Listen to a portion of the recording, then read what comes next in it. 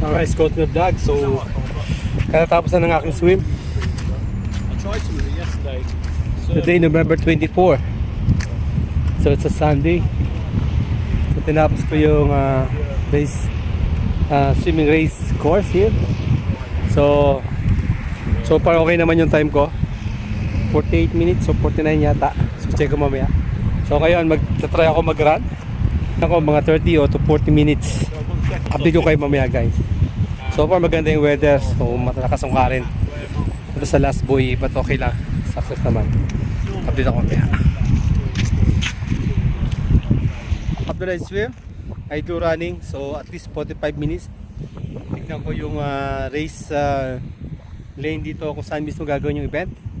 Para masari yung legs natin. So, dito yung area na to. Sa bandang Reef Island. Mamaya, guys. Okay? Alright guys, I'm back here kung saan ako nag-park. Tinapos ko yung 1 hour. Nasa almost 8.9 kilometers. Na-maintain ko lang siya ng 6. Minsan nagpa-5 ako nung malapit na matapos. Tandaan doon, hindi ako minto. Continuous lang yung pace ko. Speed pace. Pero hanggang doon na talaga yung pace na pwede kong gawin para lang ma-sustain ko pa yung hangin ko. So far so good. Hindi pa naman ako ganun napagod. Ang disco, hindi ako nakaramdam ng cramps or something. Pahinga na konti, then nag-run ako kung saan din sa Reef Island. Papunta doon sa race, running race. So doon ako nagpunta, papunta sa harbor. I feel better.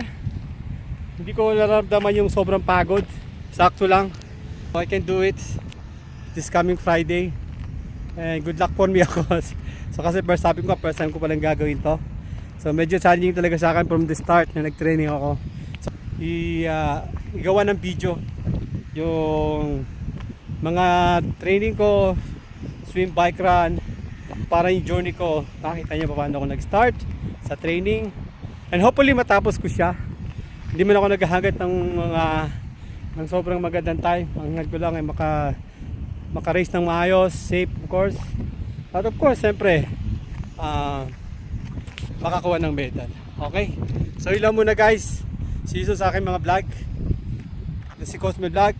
Lagi sabi, stay safe, stay healthy. Bye-bye.